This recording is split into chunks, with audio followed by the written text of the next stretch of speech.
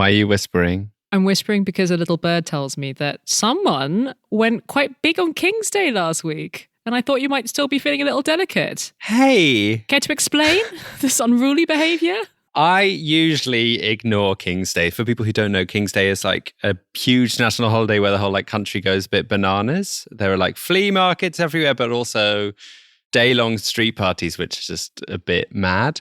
I didn't have too wild a time. I just went out into it for a bit. I didn't get drunk, Katy. Did you have one more peppermint tea than usual? Yeah, exactly. I'm a singer.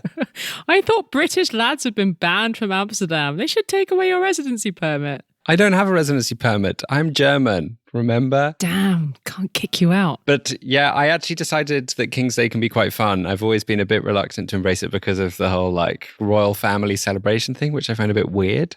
But I kind of understand it now. The way I managed to embrace King's Day was by realizing that it's just like gay pride, but for straight people. Oh. There's something nice about a moment where everyone decides to let go of loads of societal rules and just treat the city in a completely different way. Our producer Kat's posted an Instagram story about how one of the wildest things that happens is that people can sell things on the street without paying tax, which I just thought was the most hilariously Dutch way of letting loose I could think of. It is a bit wild, yeah.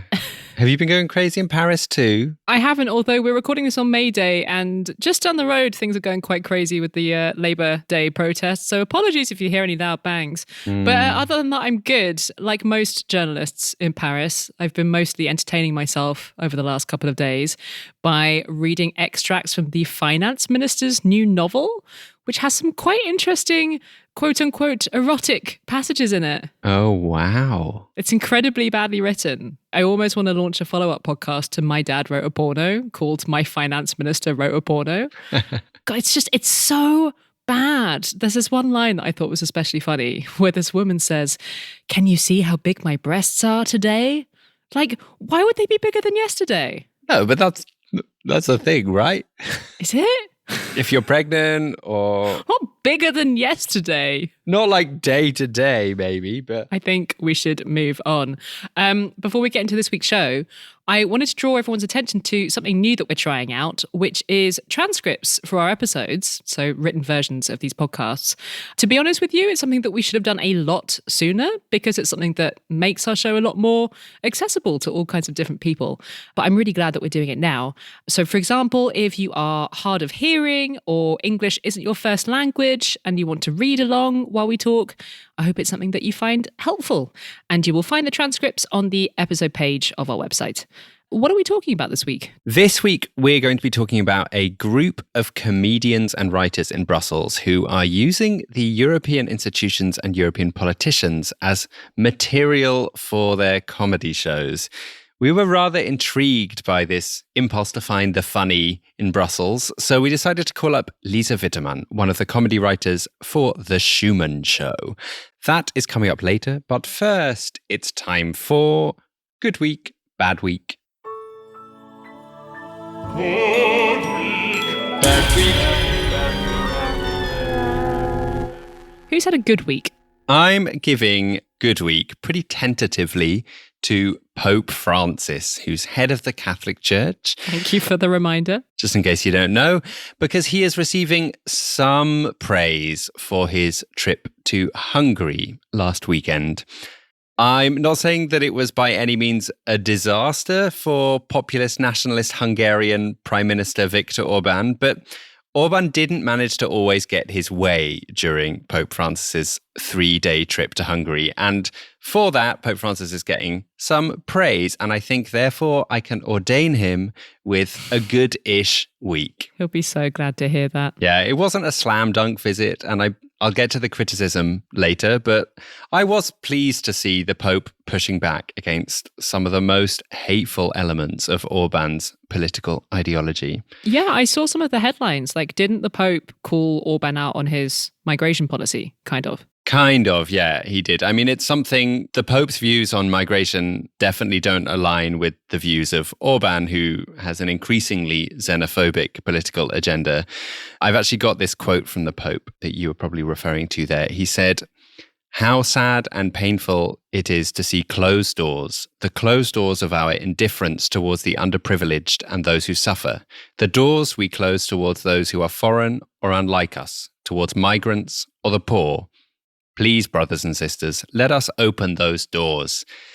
And he went on to then directly address the political class, pleading for everyone to be more open, including those with political and social responsibilities.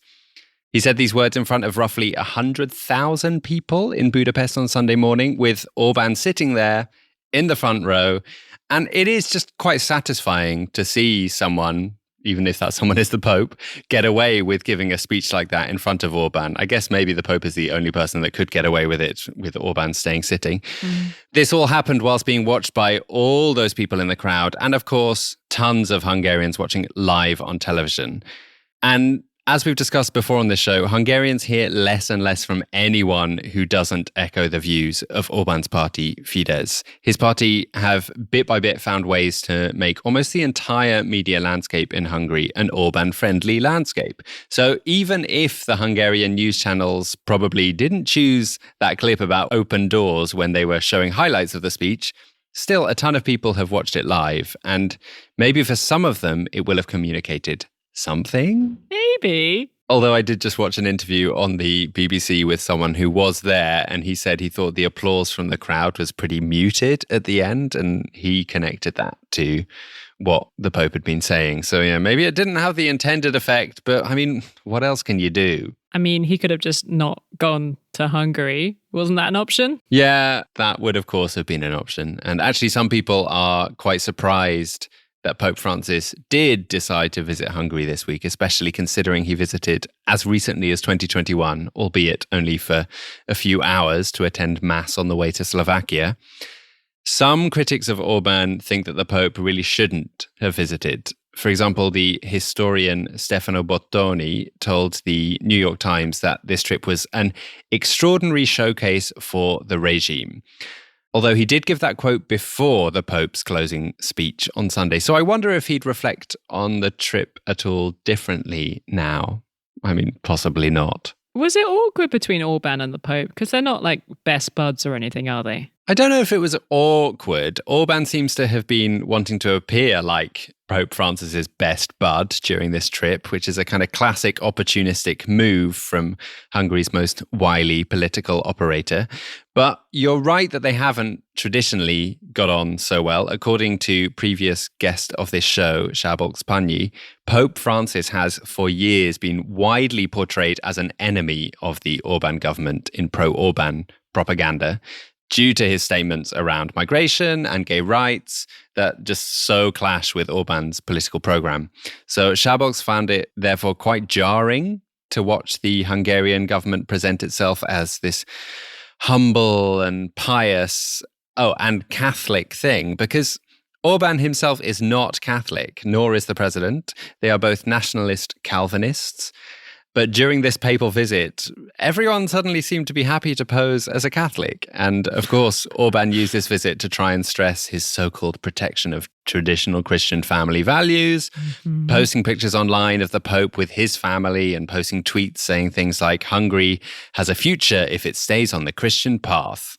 Do you know like what proportion of the Hungarian population is actually Catholic? Yeah, good question, because there were like figures being bandied around as if they were official figures during the Pope's trip, saying that about 60% of Hungarians are Catholic. But it seems that the actual figure, according to the most recent data, places the number of Hungarians who are Catholic closer to 40%, which is quite different. So still a fairly big proportion of the population then. All of the like migration stuff aside, what else was talked about? Because I think before the trip, I read that they were going to talk about Ukraine a lot, right? Yeah, and that was a big topic of the Pope's meetings and speeches. And some people think that Ukraine is the reason why he actually decided to go to Hungary at all. He seems to be hoping that he can have some kind of humanitarian impact on the war, and seeing Orbán as the closest European leader to Putin, it's not a completely mad idea to think that Hungary would be a good strategic place to go to try and make progress. And he actually talked on the plane home to journalists about one specific plan he was working on, a secret Vatican plan to arrange the return of Ukrainian children who have been taken to Russia during the war. Did you describe it as a secret Vatican plan as he was telling everyone about it? Yeah, I said secret Vatican plan because that's how it's being reported everywhere, but I don't know why we're calling it a secret plan, seeing as he's now talking about it. Some have accused the Pope of naivety in thinking that his presence in Hungary could help the Ukrainian cause. And whilst he did go and meet some Ukrainian refugees in Hungary, he also controversially met with the Russian Orthodox Church's representative in Hungary. So, yeah, it's been a good-ish week for the Pope. Before we move on, I have two other quick things I wanted to share. Firstly, the Hungarian president used the papal visit as a moment to pardon some prisoners, including a far-right activist convicted of terrorism, all in the spirit of forgiveness, which is pretty gross. And secondly, on the flip side, something that pleased critics of Orbán was that the Pope held a surprise meeting with the mayor of Budapest and his family, one of the most powerful opposition politicians in the country and fiercest critics of Viktor Orbán. So yeah, good-ish week, okay week for the Pope. And it's one of those ones where the more I look into it, the more I'm not sure if it really is a good week, but it's too late now. Do you know what, though? By the standards of this podcast, I'd say this qualifies as a pretty decent week. Okay. Who's had a bad week? I'm giving bad week to a new Italian tourism campaign that has backfired rather spectacularly. It's mostly been generating memes over the past week, taking the piss out of it. Although, I mean, you could argue that all publicity is good publicity, I guess. Anyway, the campaign is called Open to Meraviglia, which means open to wonder. And I guess that's the first problem. Like, why is the slogan in this weird semi-English, semi-Italian? We also see there's a lot in French advertising, and it never works well. And Dutch. It's a very strange thing. We should make an episode about it. But yeah, Open to Meraviglia is the slogan. And taking the starring role in this tourism campaign is a shiny digital rendition of Venus, as in the goddess Venus, as seen in The Birth of Venus, the 15th century masterpiece painting by Sandro Botticelli, which hangs in the Uffizi Gallery in Florence. In the tourism campaign, though, Venus has had a 21st century update, and she has been reimagined as a social media influencer. Oh no. Oh no, indeed. What does that look like? I actually want to Google it now. It looks like Venus eating pizza and posing for selfies, wearing like a denim jacket and a mini skirt. And she says, "Hi, I'm Venus, but you probably already knew that. Ciao a tutti, il mio nome è Venere, ma probabilmente... I'm 30 years old. Okay, maybe just a little bit older than that. Devo dire il vero, e sono una virtual influencer. And I am a virtual influencer. What does that mean? Well, let me take you with me on a journey around Italy's most fantastic places." Musica e arte, ovviamente, proprio come I vostri influencer preferiti. Venus doesn't come across as very smart in this advert. She's pretty basic. The pizza does look delicious, though.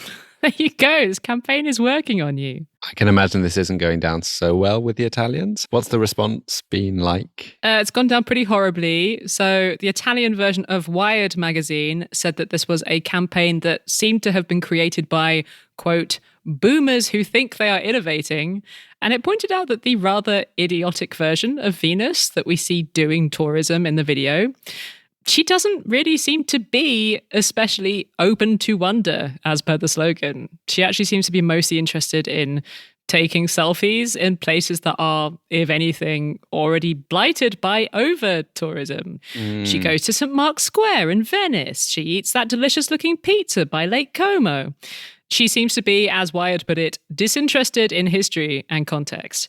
So yeah, the main thing Italians have been taking objection to is just that it presents this really stereotyped, boring, very touristy version of Italy. And it isn't really about wonder at all. It's also kind of funny that they chose this half Italian, half English slogan, Open to Meraviglia. Firstly, because it's clunky as hell. And also because the current right-wing government is waging a war against the use of English in official communications. It seems like the tourism ministry and the tourism board didn't get the memo. But hey, this is for foreign tourists, right? So it makes sense that it wouldn't be in Italian. Yeah, but the one word that is in Italian is like the least easy for foreigners to say, I would argue. Like people are then going to have to go and Google, like, what is meraviglia? And so you said Italians have been making lots of memes out of this? They have, yeah. People have been having a lot of fun creating different memes that reimagine Venus in some less cliched settings. So you can see Venus as a grandma in Puglia making orecchiette in the street, those little pasta shells that look like ears. There's one where Venus has taken her career as an influencer in a new direction, and she's launched herself on the adult website OnlyFans. There's also quite a few political memes that have been made out of this, including one version where someone has taken the slogan "Open to Meraviglia" and changed it to "Open to Refugees." And they've replaced Venus's head with that of Prime Minister Giorgia Meloni, whose government has introduced a series of much harsher migration policies recently. So people are definitely talking about this campaign, just maybe not in the way that the tourism board intended. A couple of other criticisms have also been raised, including the fact that a filmmaker named Massimiliano Milic noticed that the footage you can see of a vineyard in the campaign video, which is, of course, intended as a reminder of Italy's amazing wine production, that footage was actually shot at a vineyard just across the border in Slovenia. Oh. Oops. Awkward. Very awkward. I wonder how much it cost to make this campaign. Well, I can tell you, it has cost 9 million euros. Oh my goodness. Which is not how I would spend 9 million euros personally. But hey, I'm not the Italian Tourism Ministry or Tourism Board. They have sought to justify it in terms of how much money it's going to bring in for the industry. Tourism is obviously one of the jewels of the Italian economy, and it's an industry that suffered a huge amount during the pandemic. So they're trying to make up for lost time. And the company that was hired to come up with the campaign, Armando Testa, they've stood by it. They've said that Venus is a symbol of rebirth. They've also actively used the argument that all publicity is good publicity. They actually took out a full-page ad in the Corriere della Sera newspaper last week, arguing that it has been half a millennium since Venus was talked about this much. To be honest, I am almost inclined to agree with them, because we are sitting here right now talking about this campaign. I guess we'll have to see how it goes down internationally. It's a global campaign launching this month. These posters and videos are going to be shown everywhere from Asia to Latin America. But I just wanted to state for the record that I am going on holiday next month to Italy. I'm heading to Naples and Sicily, but it is not because of this campaign, okay? I have not been won over by Venus the influencer. I just thought it was important to state that. No, it was because of Stanley Tucci. Stanley may have had something to do with it. I may or may not be planning on going to a couple of places that he ate. We have reached the part of the show where we usually ask you to sign up to support this podcast on Patreon. This week, we're going to ask you something a little bit different, actually. We would like to suggest a different way of helping this podcast survive that doesn't involve you having to give us money. What's not to like? Don't worry, this is not a weird cryptocurrency scam. We have actually teamed up this week with a very interesting initiative called the European Capital of Democracy. They are holding a public vote on which European city is the best at celebrating democracy and giving power back to the people who live there. To do that, though, they need people to sign up to be on their jury. And they're not just trying to get like 10 people to vote for this thing. They are trying to get 10,000 people to vote for it, which is where you guys come in. Honestly, it's quite a nice thing to be able to do in itself, to have a say in picking the next European capital of democracy. But even better, our podcast gets paid a little bit of money for everyone that we manage to recruit onto the jury.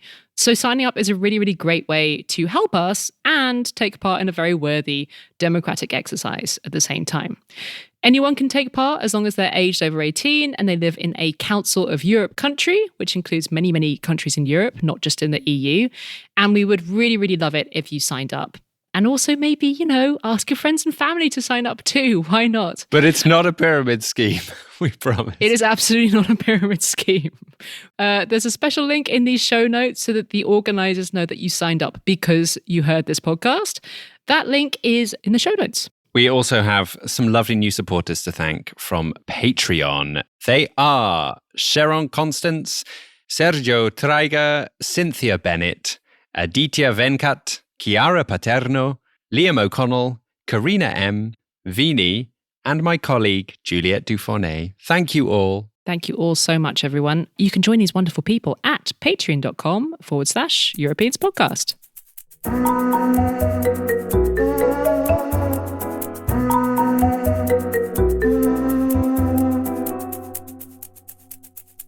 One of the reasons that we set up this podcast is that we still don't really feel like Europe has the public sphere that it deserves. There are some media outlets these days that are aimed at an audience all across Europe, but there's not many of them. And the ones that do exist tend to be aimed mostly at people within the Brussels bubble, you know, the kind of people who understand the meaning of words like comitology. But this idea of being able to feel European and think about Europe as a single place rather than just a collection of neighboring countries, that's not just something that's going to come from having media outlets that are aimed at Europeans. I actually think that comedy and satire are a really underrated part of how we think about our politics and our identity. Like in every country across Europe, you will find people making jokes about national politics. Making jokes about European politics? It's a much harder thing to do. People don't follow European politics as much, so it's harder to write jokes that land properly with a mass audience.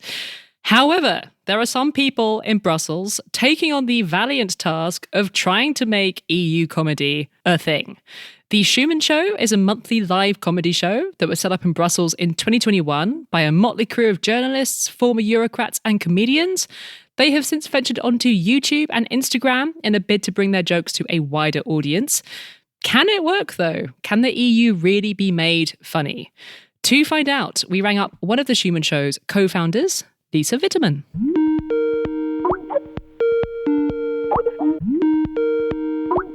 I have to say, I don't think of the European institutions as being the richest source of potential comic material, but I'm assuming that you guys disagree with me. What is it that you find funny about Brussels and its institutions? Maybe you know, of course, you know, Yes Minister, the very old comedy on the British people working for the minister and having their own thoughts and ideas and just having their minister more as a spokesperson for them than actually being their boss. And I think them making fun of the very bureaucratic ways and also their villain kind of approaches to make sure that things go their way.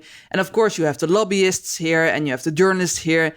So one of the things I think are very funny are the acronyms and the jargon and also the Euro English. Actually, when I started living here in Brussels, I think I had a better English or British accent than I have now because of all the Italians and Hungarians and Polish speaking just as me, like awkward English. And then we all together make a very strange Euro kind of English out of it. And there's so many ways of approaching the European bubble and seeing the fun in them trying to move up, trying to make their ways into the higher institutions. So there's a lot to poke fun at. And who is it you're trying to reach with your comedy? Is it mainly for Brussels insiders, or do you think people who know nothing about the Brussels bubble can find it funny too? The big aim has been from the start to reach out of the bubble. I'm a journalist. I do investigative journalism regarding EU affairs. And the whole struggle every time is to see how can I get my 3,000 word investigative article to be read by people outside of the bubble so that they actually know what is going on. And of course, most of them won't read that kind of articles, but it is important for people to understand. And it is important when they go and vote next year at the elections, that they understand who they are voting for and what kind of policies those people proclaim. So I've been thinking together with Kelly Agathos, who is our co-founder, and she's a performer, like how can we make sure that other people will understand a little bit more about the Brussels bubble. And that is how we thought of a comedy show, because we see that, especially in the United States, but there are also some good examples in the Netherlands. You have Lubach, for instance, who really achieved to make a very difficult story and explain it in a way that is really recognizable and that people think, this is what it's really about. That is interesting. I should act on this or I should do something with that. So that has been our aim from the start. That having said, it's very popular among Eurocrats, like the people in the Brussels bubble. We sell out our shows weeks in advance, and that sometimes makes it tempting for us to also make too much like insidery jokes. So we have to every time choose like, okay, what is interesting for the EU bubble specifically, and what is more interesting for the people outside? And then for the people outside, we put that content online and share it on our socials. Coming to us straight from Germany, please put your hands together for a German leopard tank. Most of your brothers and sisters, they're heading east. In fact, there are 4 Polish leopard tanks being deployed to Ukraine today. Yeah, good job, Europe, eh? Yeah, well, I suppose are going, and some of the others are going, but I'm a German tank. Well, yes. Yeah, it's not a good idea for me to go to the east. I'm just a bit surprised. That's all. Usually, tanks go to war zones. This is very stereotypical view of tanks. So, as you say, you do have this very serious day job as the investigative lead at the EU branch of Follow the Money. Our listeners will remember that we talked about your Great Green Investment investigation just a few weeks ago. Does this day job inform your writing for the Schuman Show and vice versa? Like, can you get ideas for investigations based on comedy writing? Yes, all the time, because for the Schuman Show, I think of what would be an interesting topic. And then you approach the topic in a different way and you see another angle and you might think, but that is maybe even more recognizable or even strange from an outsider look. For instance, we're now making a new piece on buying influence and all the shades of gray that there are, because there's like the very shady ways, putting money in a suitcase and just blatant bribery. But there's also other ways of buying influence, because you have many lobbyists. If you have a lot of money, you can buy more influence that way. So that kind of thinking, that really feeds into each other. And sometimes I think of, maybe there's a follow-up article in this. Now I look at it again and it does feed into each other. Sounds cool. You said that you are quite popular within the Brussels bubble. And do you ever think of your comedy as kind of a bit like a low-key lobbying operation, a way of kind of holding the Brussels power to account? Of course it is. We are not the spokesperson for the European Commission or the European Parliament. They have plenty of people to do that job. They get paid a lot more than we do as well. So we really feel like this is a form of journalism or a form of holding the power to account and to make jokes, to actually show what is really going on and to poke fun at it because we think there's something there. And no, it totally is one of the aims we have. Who do you most enjoy satirizing? Like, who are the funniest politicians in Europe right now? Sometimes I feel the more not outspoken a person is, like von der Leyen, who's, what is funny about her or what is her character, then you can also play around with it more. Or because she's so set like a white page that you can think of anything. While when someone is already a big character, then you can only characterize the character so that there's not more to add to it. Please give a warm round of applause to the President of the European Parliament, Roberta Metsola.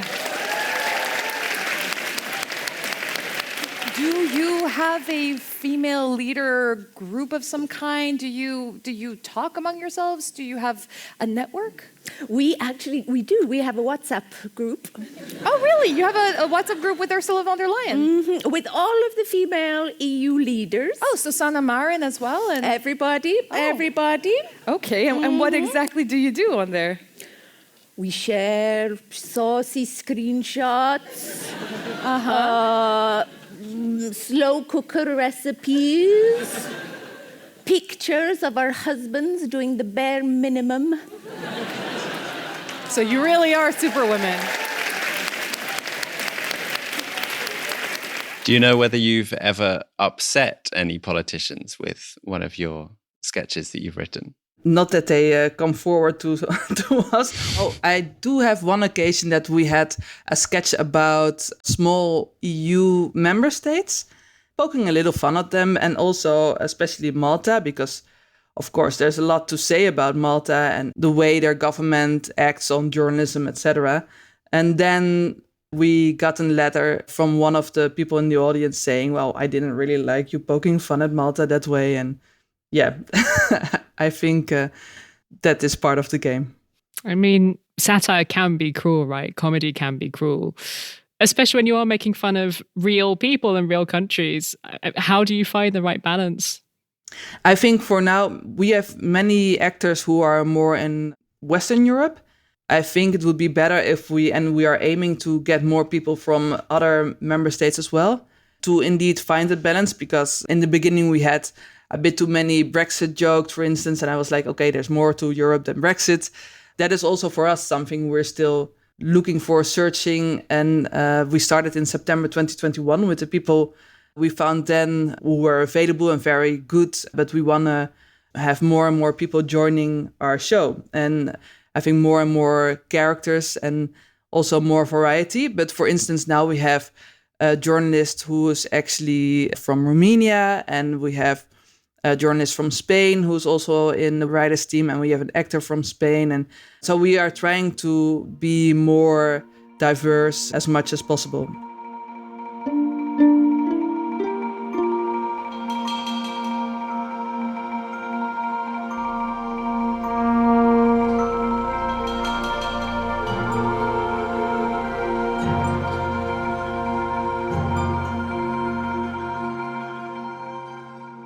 If you're based in Brussels, you'll be pleased to hear that the Schuman Show's next live show at the end of the month will be a Eurovision special. If you're not based in Brussels, you can expect some clips from that show online shortly afterwards. And you can find more info and tickets at the link in the show notes.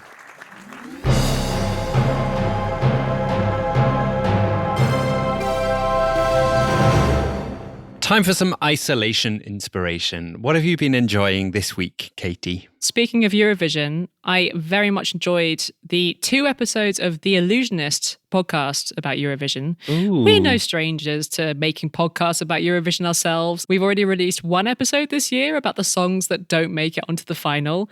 And we may or may not have another interview coming up that touches on the world's most ridiculous music competition. A lot of you will probably know The Illusionist. I feel like there's quite a lot of language geeks in our audience. And The Illusionist is the podcast for language geeks par excellence.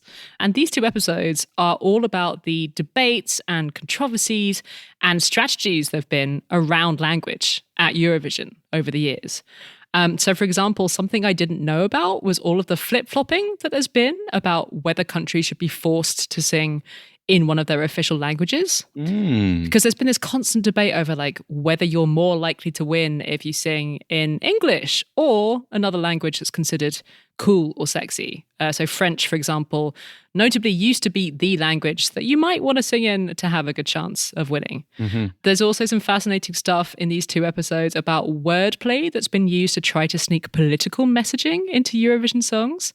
And something that I found very, very funny. Listen to this bit. Here is the former guest of this podcast, Dean Vuletic, talking about a trend that emerged in 1960s Eurovision songs. And that was also a time in the 1960s, 1970s, when we had several songs in Eurovision about going on holiday, usually sung by Northern Europeans going to the South. Southern Europeans never sang about going to Northern Europe and having a holiday there and falling in love, whereas Northern Europeans often did. Oh, so interesting. Of course. No one wants to go on holiday here. I would pay so much money to hear Italians singing about going on holiday to the Netherlands. No offense to your very wet, very cold country. Somebody make that happen. Tragic. Such an unromantic country I live in. Soz. What have you been enjoying this week? I also have a podcast recommendation this week. I listened to a fun 2-part podcast that was on the feed of a show called Decoder Ring. The episodes are called The Curious Case of Colombo's Message to Romania, Part 1 and Part 2. I know you're too young for it, but do you know what Colombo is? Like a detective show? Yeah, exactly. It was a huge detective show on NBC from the late 60s about a homicide detective with the Los Angeles Police Department. And apparently it was huge in Romania. So in this podcast, host Willa Paskin sets off on an investigation to look into a truly bizarre story, which she can't work out if it's true or not. And she really wants to get to the bottom of it. It's a story that Peter Falker, who played Columbo, told David Letterman back in the 80s on TV. In the interview, he suggested that he was roped into making a special recording for Romanian state television in the 1970s, a recording that was, according to him, an attempt to quell a communist revolt in Romania. Paskin is so intrigued by this pretty far-fetched story, so she digs really deep to try and find out what actually happened. She's an amazing podcast host, so it's a really enjoyable listen. And along the way, I learned so much about Romanian history, so I would really, really recommend it to everyone. It's called The Curious Case of Columbo's Message to Romania, and it's on Decoder Ring. I am queuing that up as my next play.